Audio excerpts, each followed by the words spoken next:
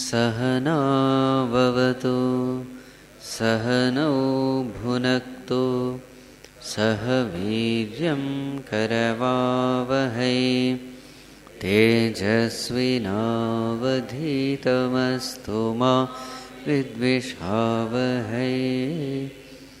ॐ शान्ति शान्ति शान्ति।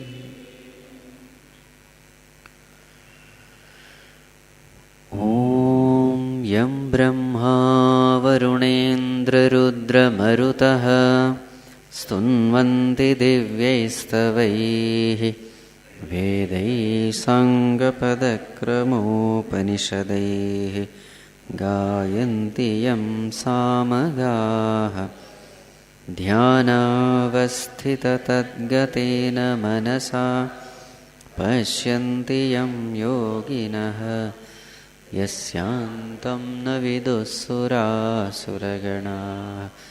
देवाय तस्मै नमः देवाय तस्मै।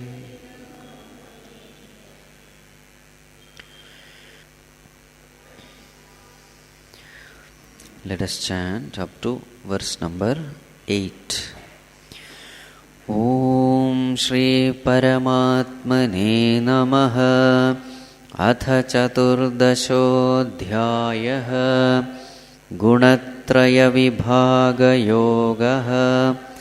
श्रीभगवानुवाच परं भूयः प्रवक्ष्यामि ज्ञानानां ज्ञानमुत्तमं यज्ञात्वा मुनयः सर्वे परां सिद्धिमितो गताः। इदं ज्ञानमुपाश्रित्य मम साधर्म्यमागताः सर्गेऽपि नोपजायन्ते प्रलये न व्यथन्ति च। मम योनिर्महद्ब्रह्म तस्मिन् गर्भं दधाम्यहम्। ततो भवति भारत सर्वयोनिषु कौन्तेय मूर्तयः सम्भवन्ति याः तासां ब्रह्ममहद् योनिः अहं बीजप्रदः पिता।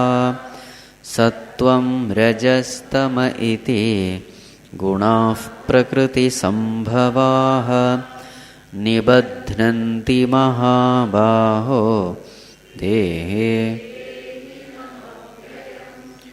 तत्र सत्त्वं निर्मलत्वात् प्रकाशकमनामयं सुखसङ्गेन बध्नाति ज्ञानसङ्गेन चानघ। रजो रागात्मकं विद्धि तृष्णासङ्गसमुद्भवं तन्निबध्नाति कौन्तेय कर्मसङ्गेन देहिनं। तमस्त्वज्ञानजं विद्धि मोहनं सर्वदेहिनां प्रमादालस्य निद्राभिः तन्निबध्नाति Bharat.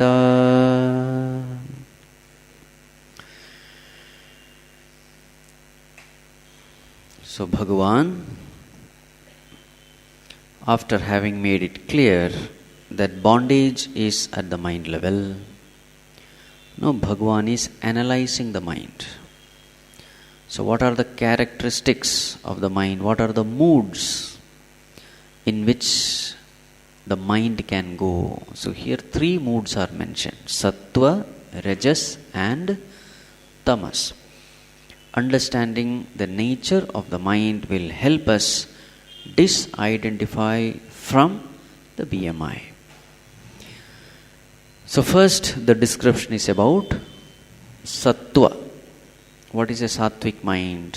A mind which is alert, vigilant, pure, clean, bright.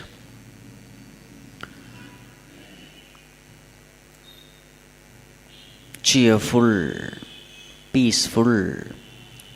This state of mind is called a sattvic mind. But even this mind also binds. How does it bind? This mind is also made of prakriti. It is also matter. So when this mind produces sukha, this mind is very creative, it is very peaceful, so naturally there is a tendency to get attached to it. There is a tendency not to get detached from it. Disidentification becomes a painful process as though. So we are tempted to get identified with it and enjoy that state. So sukha sangena badhnati jnana sangena chanagha. So yesterday we were seeing the defects.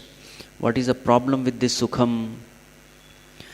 The problem with this sukham is, as long as your thoughts are noble, you will experience this peace.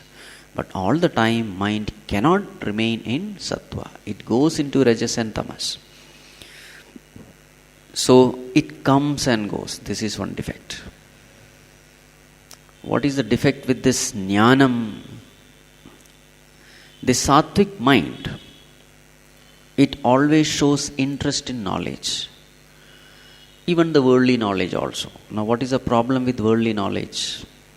There are infinite number of branches of knowledge, and each branch of knowledge is infinitely deep. And what is the capacity of the mind? It has only a limited capacity. So it is not possible to know this world. The knowledge about this world cannot be gained completely. Always there is a sense of wanting more. Always there is a sense of lack of clarity. How much ever deep you go in any subject, science or technology or whatever field you take, somewhere it comes to an end. Somewhere there are questions which cannot be answered. A sattvic mind has a tendency to know more, and this sattvic mind somewhere will feel unsatisfied.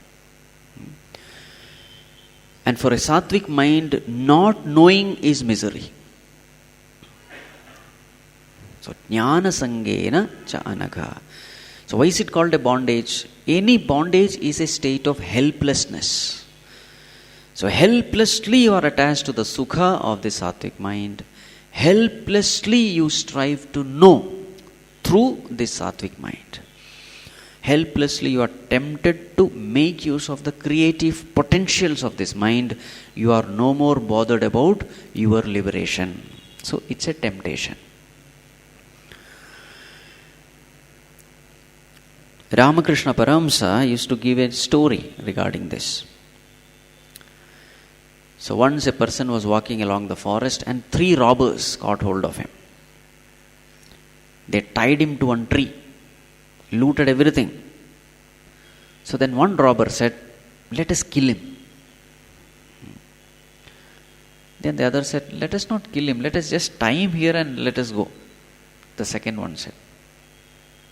So then all the 3, they left that person, tied him there, looted everything, they left. After some time, the 3rd robber, he came back. He felt pity for this poor man, all alone in the forest, being tied. So he came back, he released him, he took him, he showed him the way out of the forest, and then he took him to the main road and then said, "See, go straight and you will reach your house." So this person felt so grateful to this robber, 3rd robber. He was about to die and this person has saved him. So then he said, "Dear, why don't you come with me? Why don't you come to my house? You have helped me. I am grateful to you." Then the 3rd robber said, No, if I come with you, police will catch me. So therefore I cannot come with you. Now who are these 3 robbers? The first robber who said, "Kill him." Who is that? Tamas. The second robber who said, "No, let's only tie him down." Who is that? Is a Rajas. The one who took him out He took him out of the forest, he showed the way, and that is nothing but sattva. So, a sattvic mind takes you to the doorsteps of liberation, but the sattvic mind cannot liberate you, because sattvic mind is also a mind. Mind is nothing but matter. As long as you are attached to matter, there is no liberation. Your identification should be completely with consciousness. But the beauty of sattva is you get an experience of what that consciousness is. Because a sattvic mind is able to reflect the consciousness. Being pure, it is able to reflect the joy of that consciousness. So whatever sukham we are experiencing in sattvic state, it is nothing but a reflected happiness of the self. So it has got the same nature. That is why the term used is prakashakam. So in prakashakam it is light. So it indicates the light of consciousness. So you get an intuitive experience of that light of consciousness when you are in the sattvic state. When you completely detach yourself from the sattvic mind, you get the total experience of the bliss of consciousness. Right, so this is about sattva. Now we go to rajas. What is rajas? So rajas is ragatmakam. Sattva is prakashatmakam. Rajas is ragatmakam, of the nature of desire, of the nature of attachment. Trishna, asanga samudbhavam, born out of trishna, craving, intense desire. Asanga, attachment. So how does this rajas bind us? It compels us into the field of activity. Karma sangena badhanati. So whenever there is a compulsion, there is a helplessness, there is a bondage. It compels. You have no choice. When the mind is in rajas, you have no choice but to work, but to be active, but to perform action. In which direction will you perform action? The desires will decide in which direction you will perform action. The desires will force you to chase the object of desires and to indulge in them. So this way, this person is helpless in performing action. This is bandhana prakar. Now what about tamas? Tamas is mohanatmakam, deluding. Mohanatmakam. How is it born of? It is born out of ajnanajam, born out of ajnana, ignorance. Rajas is born out of trishna asanga samudbhavam. Samudbhavam means born out of. Born out of intense desire. Rajas is born out of intense desire. Sattva is born out of, it is said nirmalatvat, so therefore out of purity. Sattva is born out of purity. Rajas is born out of intense desire. Tamas is born out of ignorance. What is its nature? Mohanatmakam. It deludes. It cuts off your knowledge bank. It cuts off yourself from the knowledge bank. It wields your knowledge. And then how are you bound? Nidra pramada alasya nidrabihi badhnati. Pramad. Pramad means what? Carelessness, inadvertence, lack of interest. All those things come under that term pramad. Alasya, laziness. Nidra, sleep. Badhnati, you are helpless. When the mood is tamasic, you are helpless. Each and every one of us, we behave in this way. The behavioral characteristics are mentioned. The whole of the thing is summarized in the next verse. So Bhagavan summarizes this topic. 9th verse. Sattvam sukhe sanjayati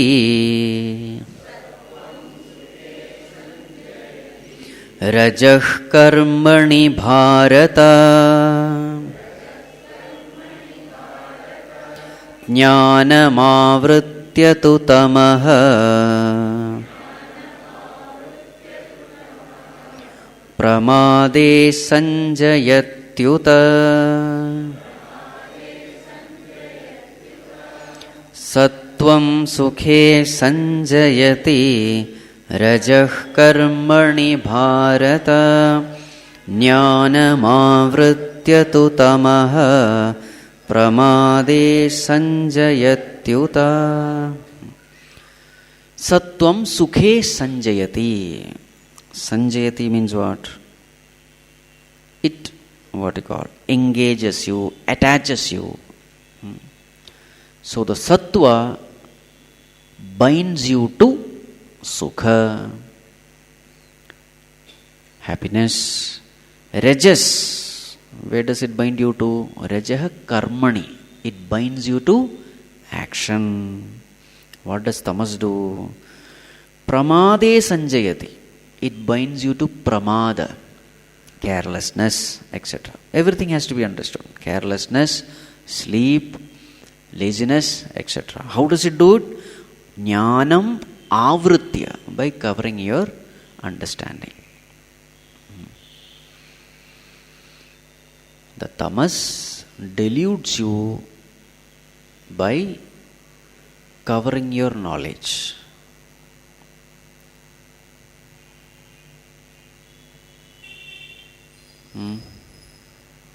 So what happens is, when a person is in tamas, even though he goes through the experience, he fails to learn lessons from it.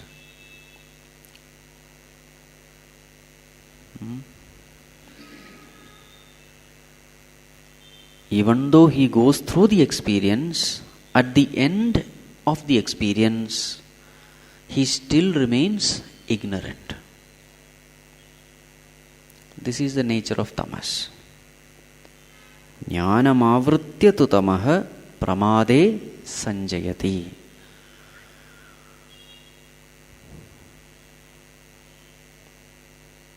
So the lesson he learns from his experience is just the reverse. To give an example, I must have told this story, I don't know.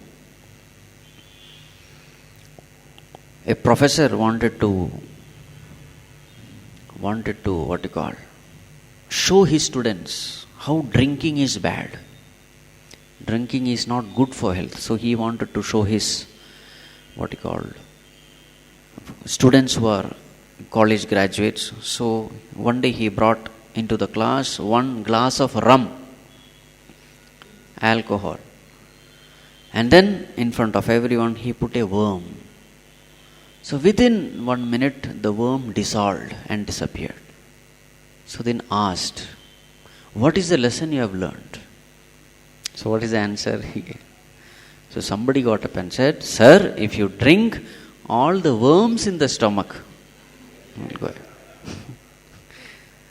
So though he is also seeing the things, he is also analyzing the things, but what is the end result of that analysis? It is ignorance only. He has not learnt anything. What is the lesson to be learnt? Drinking is not good for health. But what is the lesson he has learnt? Drinking is definitely good for health. This is the way tamas works. In any situation, he learns the wrong lesson. So he remains ignorant even after going through the experience.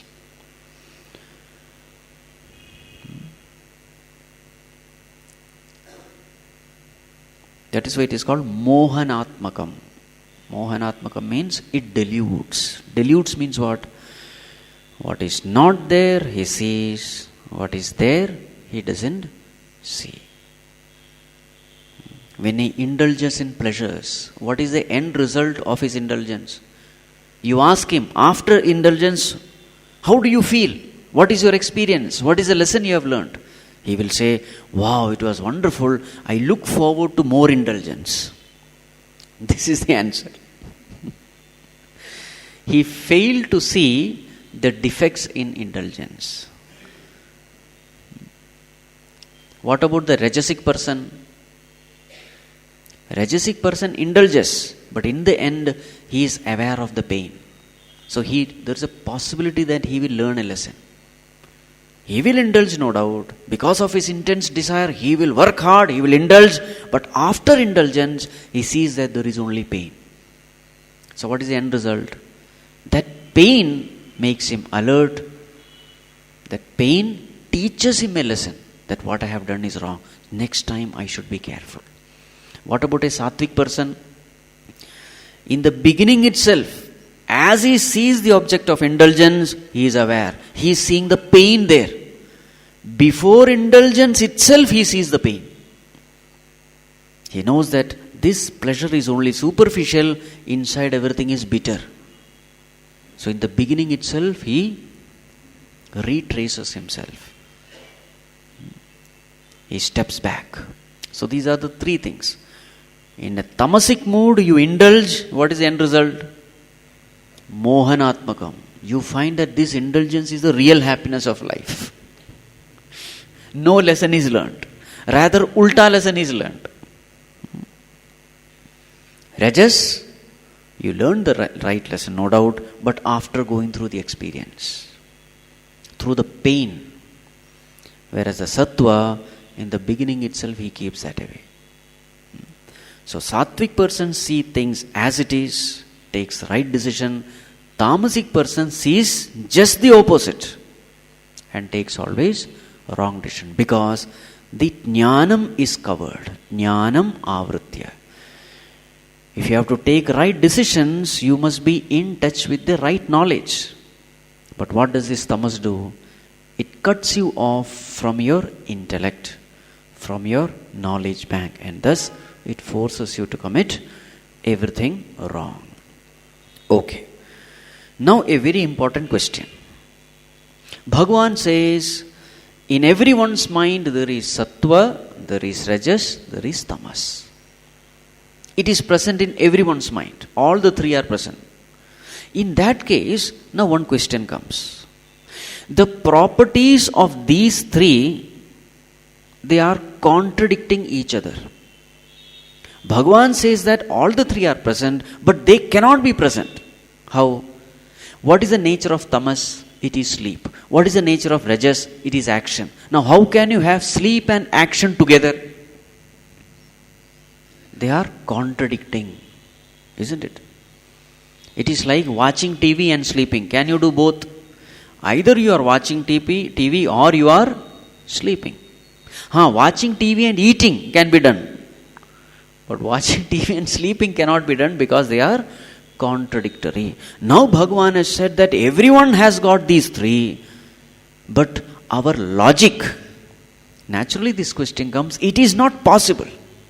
It is like standing and walking. If you are doing one, the other cannot be done. But at the same time it is said, sattva, rajas, tamas, it is there in everyone's mind. So, to clear this doubt in the student's mind, Bhagavan answers this question, possible doubt. Verse number 10. Rajas tamascabhibhuya sattvam bhavati bharata rajas sattvam tamaschaiva tamas sattvam rajas tatha rajas tamascabhibhuya sattvam bhavati bharata tamas sattvam rajas tatha. Yes. So what does Bhagavan say? Rajaha cha tamaha abhibhuya sattvam bhavati. So what Bhagavan says is, at a time, all the three will not be there. At a time, whichever is strong, whichever is predominant, that overpowers others and influences the mind. So at a particular time, what happens? Maybe it is sattva. So rajaha tamaha abhibhuya, overpowering, subduing, suppressing. So suppressing rajas and tamas, at a particular point of time, sattva will be seen in the mind. At some other time, what will you see? Sattvam tamaha abhibhuya rajaha bhavati. Rajas suppresses sattva and tamas and dominates the mind. In some other time, what do we see? Sattvam rajaha abhibhuya tamaha bhavati. At some other time, tamas overpowers. So at a time, you will find only one guna predominant. All the three don't come together. Whichever is strong at a particular time, that comes. That rules the mind.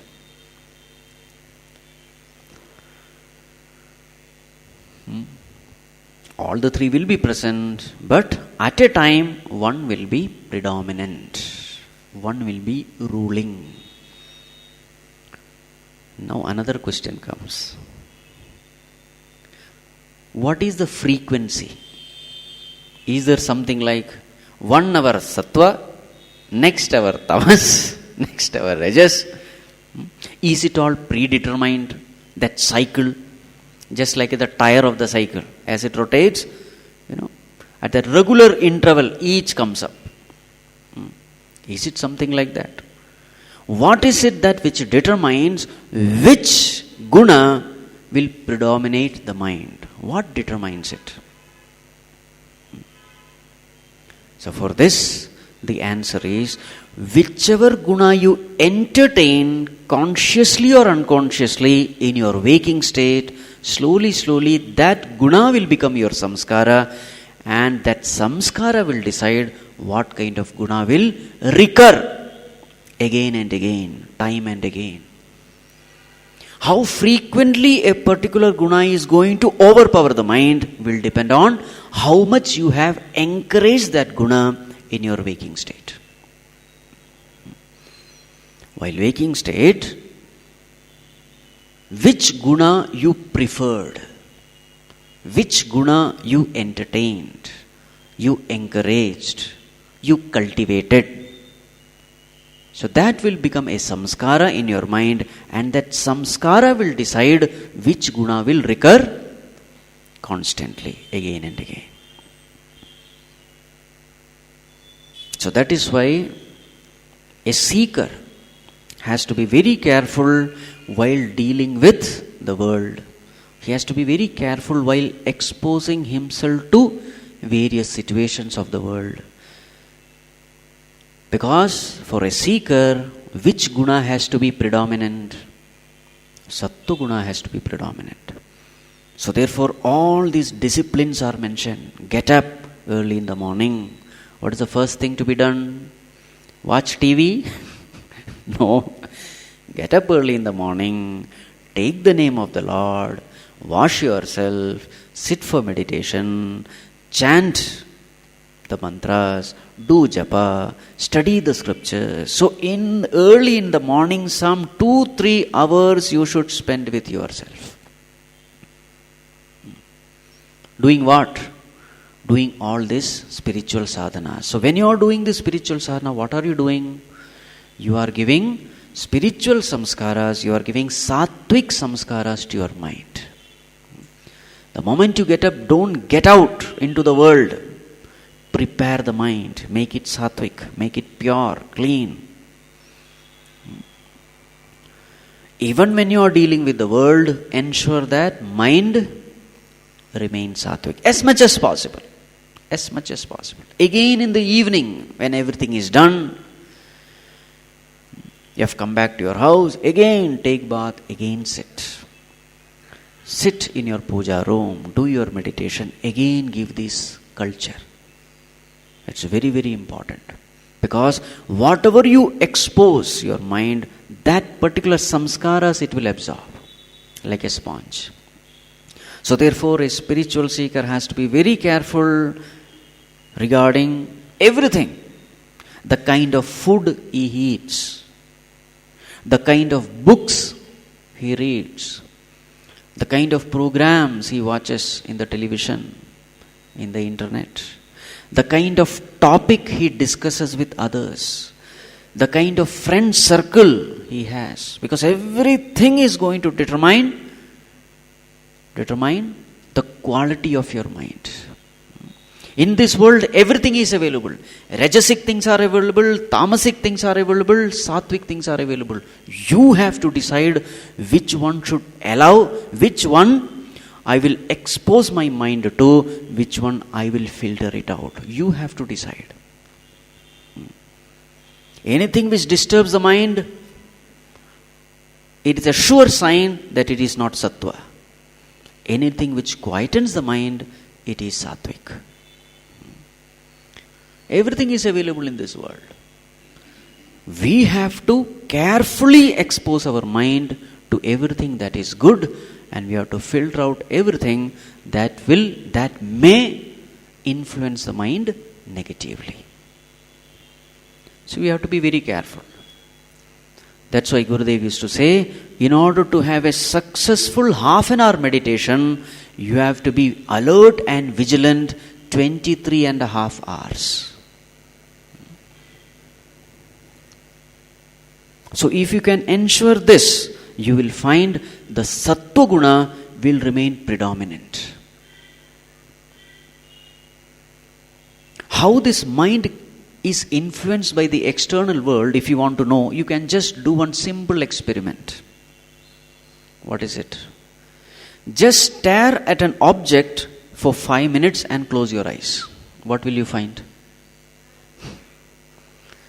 Any object, say a rose, a flower, you just look at it. Keep on looking at it. Just for 5 minutes. Close your eyes. What will you see? What is the first image which will come? It will be that of a rose, isn't it? What does it mean? Now, even though you are not exposed to that object, you have closed your eyes. The sense organs are no more in contact with the sense objects, but even then the mind is projecting that image, isn't it? What does it mean? Now what you are seeing in the mind is not the object, you are seeing the impression of the object. So now just imagine, suppose you are watching a film for 3 hours, and suppose that film is full of crime and ghost and this and all unwanted things, total pollution. You watch this film for 3 hours, what must have happened to your mind? We may not be aware because our attention is extrovert, but the mind has absorbed all those impurities. After watching a movie, just close your eyes and see what kind of images will flash in your mind. The images will be the images of that movie. What kind of images? Those images which have left deep impression in your mind, they will come out. Not all the images, but some of the images which has somewhere touched you. Either negatively or positively, whatever. Those impressions will flash. Now this is the nature of the mind. So once you have understood the nature of the mind, what is our responsibility? This is the nature of the mind. Whenever I expose the mind to anything, it will absorb that. That impression will be left in the mind. When this is the nature of the mind, what should a serious seeker do? He should only expose his mind to everything that is good, that is noble, that is divine, that is elevating. This is called living a spiritual life, ensuring that the mind carries only sattvic samskāras. If you live this way, you will find that your even dream will be sattvic. Because what is dream? In your waking state, all those experiences which remains undigested, the suppressions and repressions of the waking world comes out in dream. So what quality of life you are living in waking state, the very same quality you will find in dream also. Normally these children, they see these ghost movies in the night. In some house I went. Bhiksha was there. After food, 2 children were there. They were running out. Then I asked, where are you going at this time? Swamiji, at this time there is one ghost movie. So they see ghost movie at 10 o'clock. Maybe it will get over by 1 o'clock or so. Now just imagine what kind of dreams you will see. See, how careless we are with regard to what kind of food we are giving to our mind. With regard to the body, we are very careful. How many calories, which vitamin, which protein, this food, that food, we calculate everything. In every eatable item you will find nutritional facts. But with regard to the food given to the mind, nobody is, isn't it? Nobody is bothered. We eat junk. And what is this junk food? Anything that makes your mind rajasic and tamasic is nothing but junk. It is a junk food. We are not aware of it.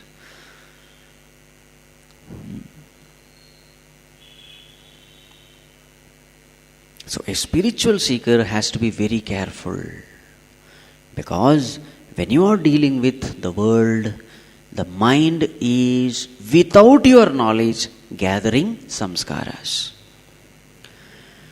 But suppose, let us say, you are in a profession where you have to be rajasic. Now there are some professions like that. You cannot help it. There are some situations like that where unknowingly you become rajasic. So then what has to be done? So as a seeker, what has to be done is, morning ensure that the mind is sattvic. Again, after the work, in the evening, again sit for meditation.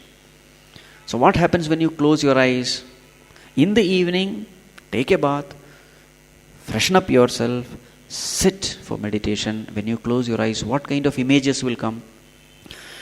Those situations which you could not handle in a proper way, those situations which you have mishandled, such situations will come. Those situations where you became angry, those situations where you started hating someone, right? You shouted at someone, you yelled at someone, you felt to take revenge at someone. All those negativities will occupy the mind. Then what has to be done? Of course, at the heat of the moment you have committed some mistake, you have spoken some bad words, hurtful words. But now in the evening when you sit for meditation, you come to know that whatever I have done is wrong. So then what has to be done? Then invoke the grace of Lord, surrender unto the Lord, and then try to bring back the mind into sattvic state. The best way is confess. Confess to the Lord. Oh Lord, in such and such situation, I did something wrong. Under temptation, I yielded to all these temptations. I compromised with higher values. When you speak to God in this way, all those negative impressions which you had gathered in the mind, all those impressions are washed away. This way, one should ensure that the mind is always sattvic. So this way, when you consciously cultivate sattva guna, you will find that now and then this sattva guna only comes up. Because you are consciously entertaining it. Anything which you consciously entertain becomes a part of your personality. This is where spiritual sadhana comes into picture. Choice is yours. You can consciously cultivate these things.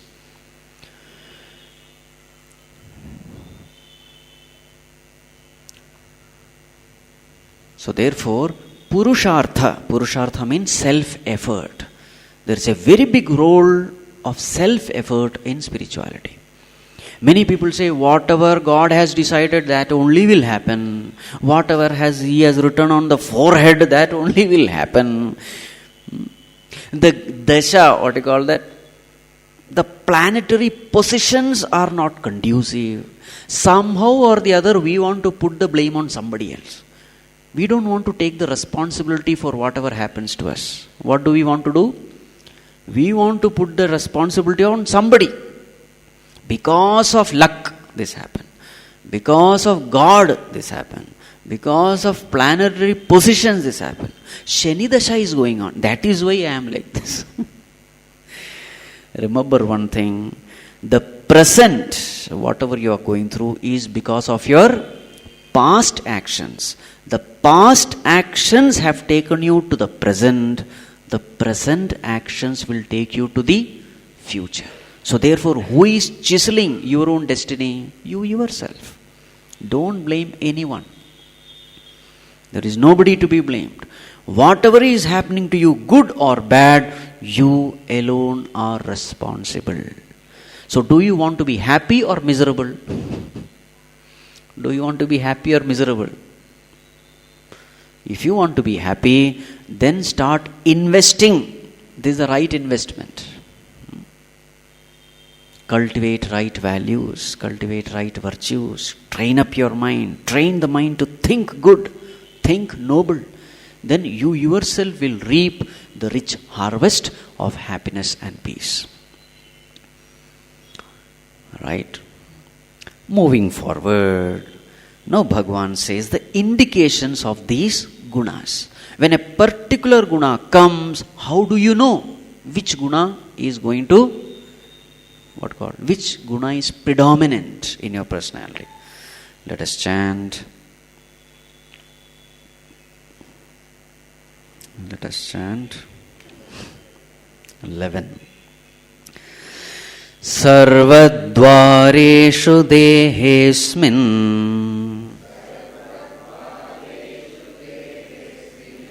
prakasha upajayate jnanam yada tada vidyat vivruddham sattvamityuta sarvadvareshu dehesmin prakasha upajayate jnanam yada tada vidyat vivruddham sattvamityuta. Now this is called as lingam. Lingam means indicator. So how do I know whether my mind is in a particular mood? So this verse shows when your mind is in sattvic state. When can you say you are in a sattvic state? These are the indications. What are the indications? So here verse number 11 is sattvic indicator, 12 is indicator of rajas, and verse number 13 is tamas. Lingam 11, 12 and 13. So 11 is about sattva. So it is something like that, what you call.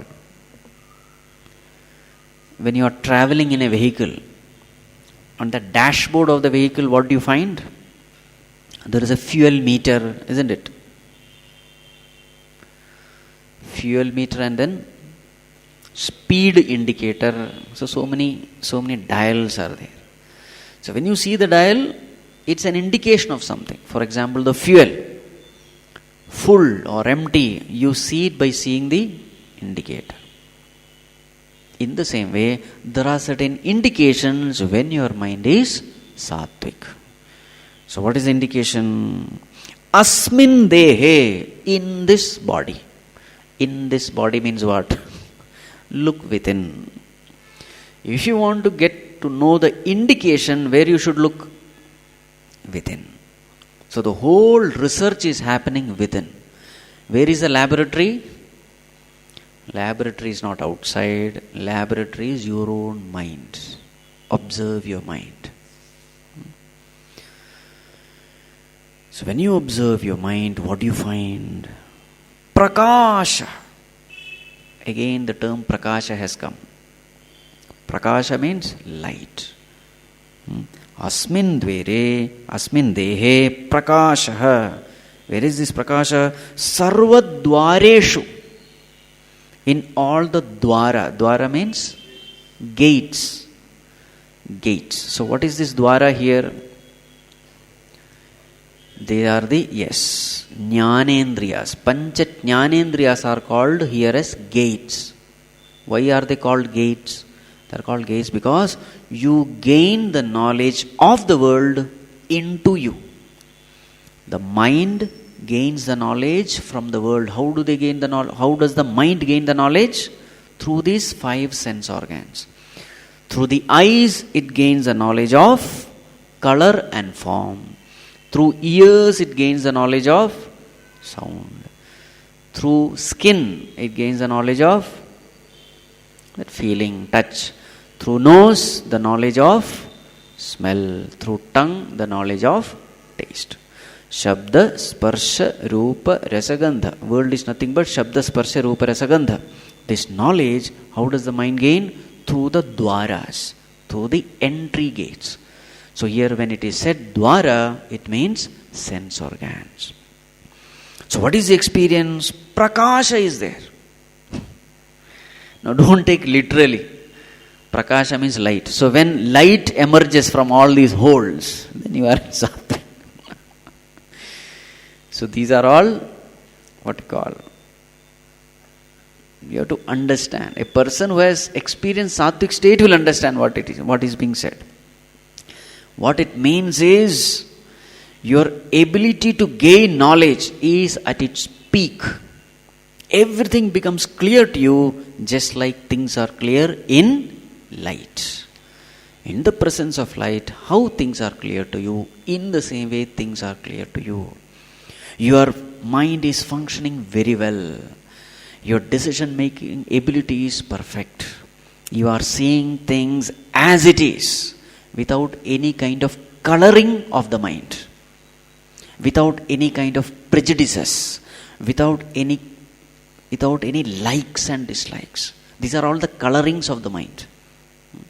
Many times we judge the situation according to the color of the mind, isn't it? When a person whom you love, when that person commits a lot of mistake, you don't see it as a mistake. What do you say? To err is human, to forgive is divine. Isn't it? When a person whom you don't like commits mistake, even the smallest of error, you magnify it to be a huge one. Isn't it? That's why Puja Gurudev used to say, where love is thin, fault is thick. Where love is thin, fault is thick. Where love is thick, fault is thin. The point I want to make is, when you see things with a colored mind, you are not seeing things as it is. But here in sattva, what happens is, there is no coloring. And therefore, you are able to take right decisions. You are able to see things as it is. So this is called as prakasha. Clear. Not only prakasha, jnanam also. So, yada asmin dehe sarvadvareshu prakasha jnanam cha upajayate. When knowledge is very clear in you, when understanding is very clear in you, then tada iti vidyat. Know thus what? Sattvam vivruddham. Understand that you are in the sattvic state. So this is the indication. It is similar to the characteristics. Nothing much, different. So when these things happen in you, understand the mind is in the sattvic state. Of course, the intensity of this sattva will vary from person to person.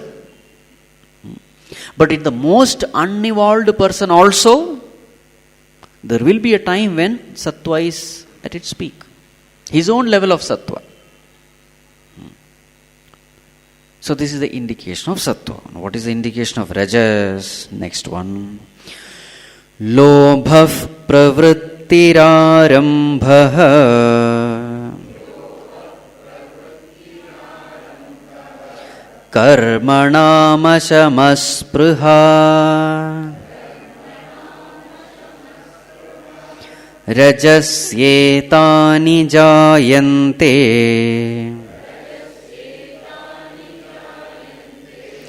विवृद्धे भरतर्षभ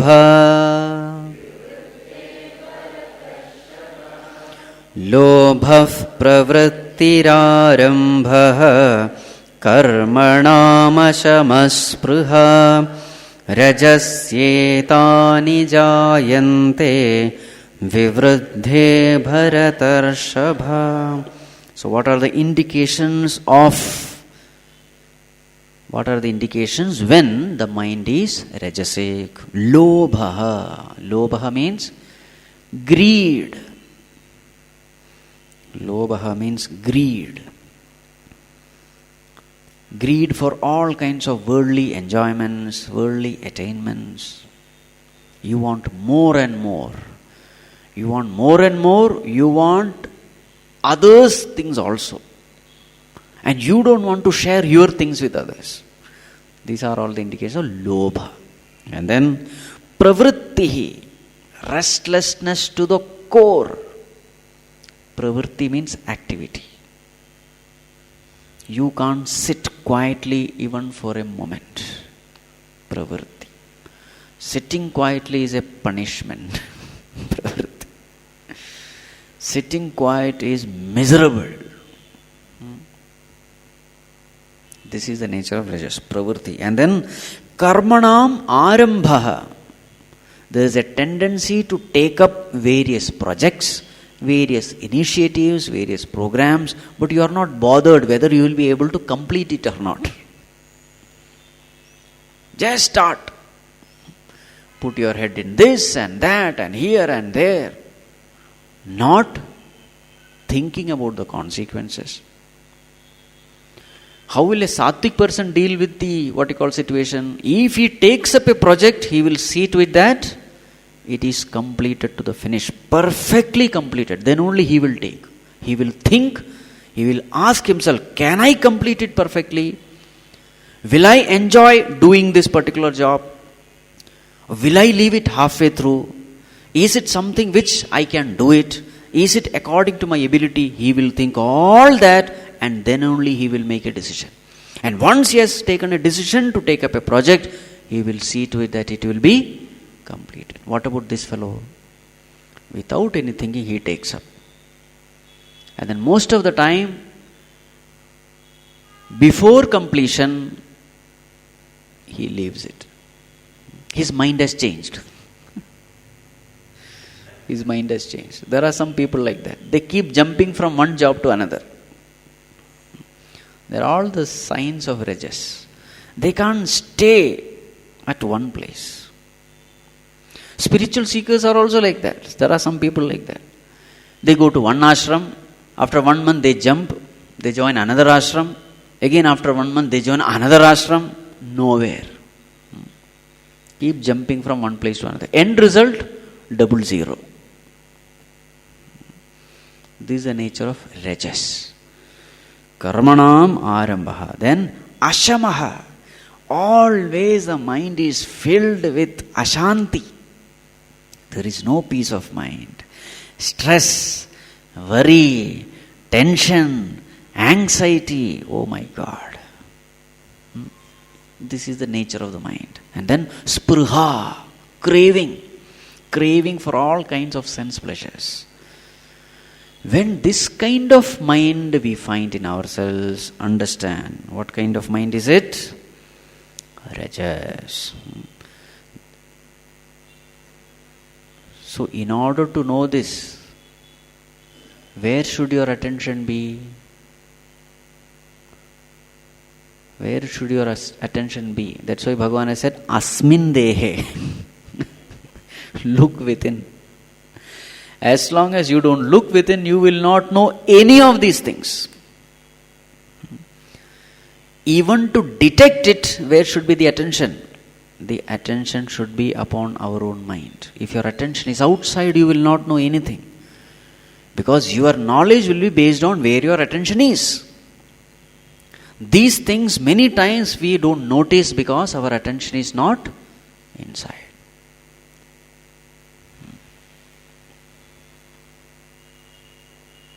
When your attention is outside, all these changes that are happening in the mind goes unnoticed.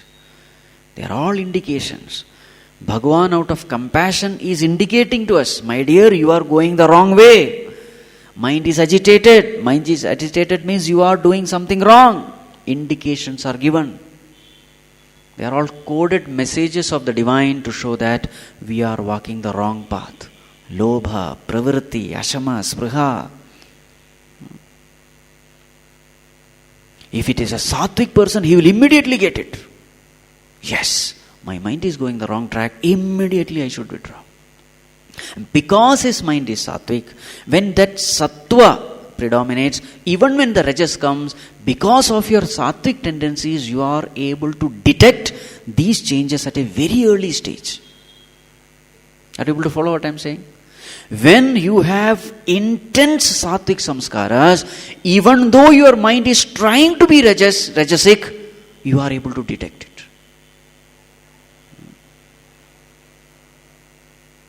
The earlier you detect, the better. As they say, prevention is better than cure. Nipping it in the bud is possible for a sattvic person.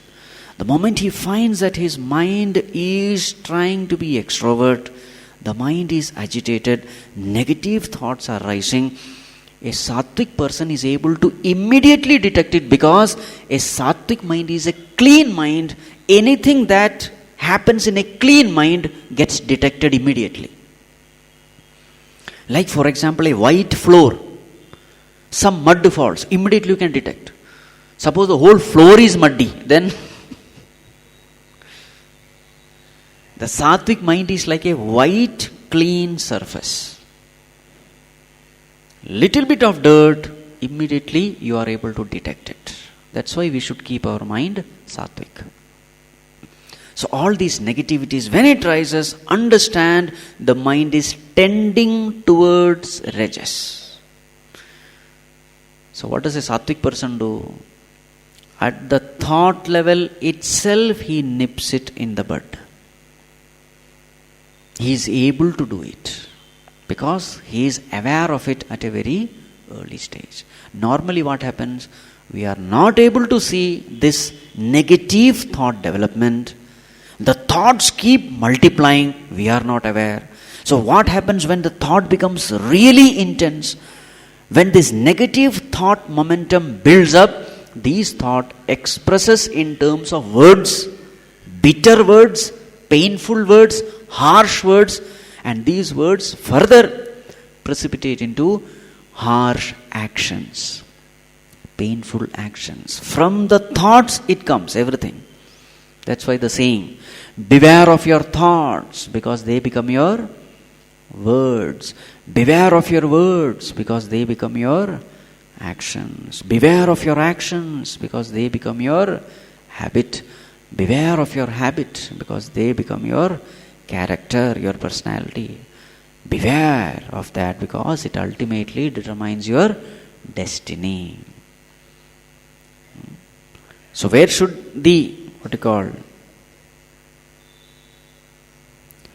where should be the attention? A sattvic person is able to detect at the thought level itself. Purer the mind, earlier the detection. Purer the mind, easier the elimination. Purer the mind, easier the substitution. Right? This is the freedom which a sattvic person enjoys in life. He has got this freedom. Even when the mind is agitated at the rajasic level, he sees it. And once you have detected it, it is finished. The problem is we don't detect. And it grows like cancer. The problem with cancer is many times it goes undetected. Isn't it? This is also a cancer only. All these negativities, kama, krodha, lobha, moha. What else is it? It gives pain and pain alone. But if you are able to detect it at the earlier stage, then it cannot do any harm to you. It will come, negativities will come, because all those past samskaras are there. For so many births we have done so many actions, all those samskaras are there. Now and then it will erupt. But a sattvic person is able to detect at an earlier stage and prevent the possibility of calamities by eliminating it at the earliest. So this is about rajas. Lobha, pravritti, karmana arambha, ashamaha, spruha. What about tamas? Next one. Aprakasho pravrittischa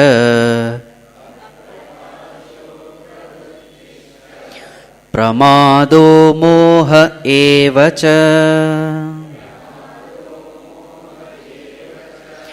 tamasyetani jayante vivruddhe kuru nandana aprakasho pravrittischa pramado moha evacha tamasyetani jayante. So what are the indications of tamas? Aprakasha. It is opposite of prakasha. Therefore it is opposite of sattva. Sattva is prakasha. So this is aprakasha. Dull. Aprakasha. Dark. Then apravritti. This is opposite of pravritti. Therefore it is opposite of rajas. So it is opposite of rajas, it is opposite of sattva. Sattva gives you jnanam, this fellow will put you into ajnanam. Rajas makes you active, tamas will make you inactive. Pramadaha, mohaha, pramada, same thing, carelessness. Moha, delusion. These are the things which come up when you are in tamas. Now tell me, tamas is good or bad? Now I tell you, tamas is also good. There are cases where tamas is necessary. Suppose when you are totally tired, which one will help you go to sleep? Sattva will not help. Rajas will not help. It is the tamas which helps you take rest. Physical rest and mental rest is possible only when there is tamas. So all these gunas have got their own benefits. Don't say that it is totally unwanted and all that. No. Rajas has also got its benefits. It is activity. When this activity is supported by sattva, all noble activities emerge forth. All the great works done by great people in this world is all because of what? Rajas. But that rajas was supported by sattva. So it is a blessing for the entire humanity. All great works, if you see. It's all because of rajas only. So rajas is also, you cannot say it is 100% bad, totally eliminated. No. Rajas is also needed. Tamas is also needed, sattva is also needed. So if you want to take rest, all these things are blessing. When you are really tired, you are not bothered about knowledge and all. You just want to take rest. You want to shut off from the outer world, isn't it? So then aprakasha is very good. If you want to sleep, do you put lights on and sleep? Aprakasha is the best thing. Switch off all the lights. Aprakasha and apravritti. There is a bed arranged and then you just lie down, motionless. That is a way to go to sleep. Right. And what is the effect of that tamas? After a good sleep, how do you feel? You feel fresh, isn't it? So even tamas is a blessing in disguise. Make use of the tamas properly. When tamas is supported by sattva, what kind of sleep you get? When tamas is supported by sattva, you get dreamless sleep.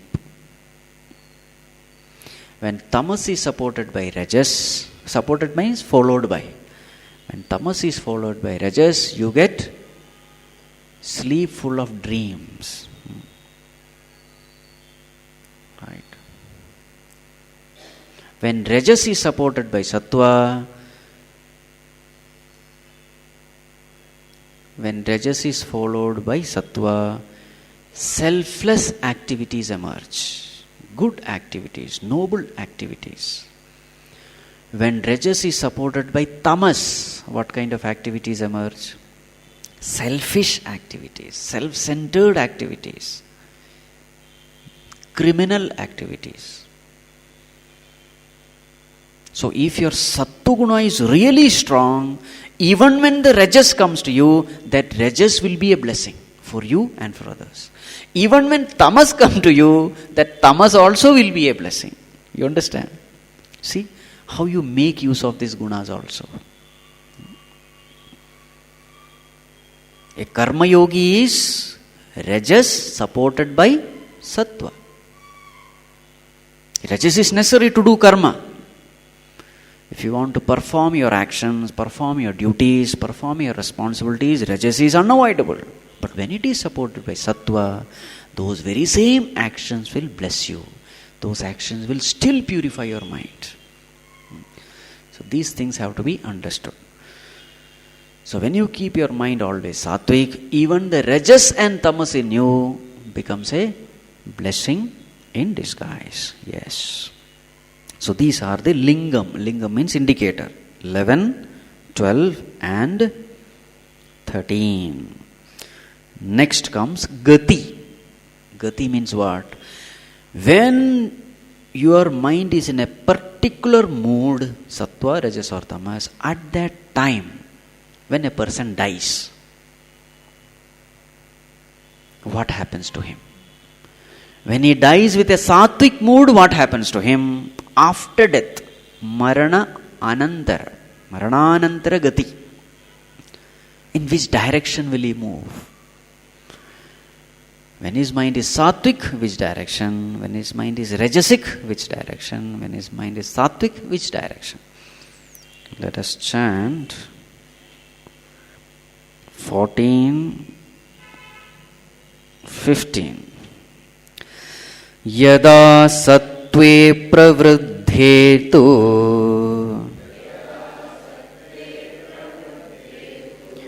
pralayam yati dehabhrit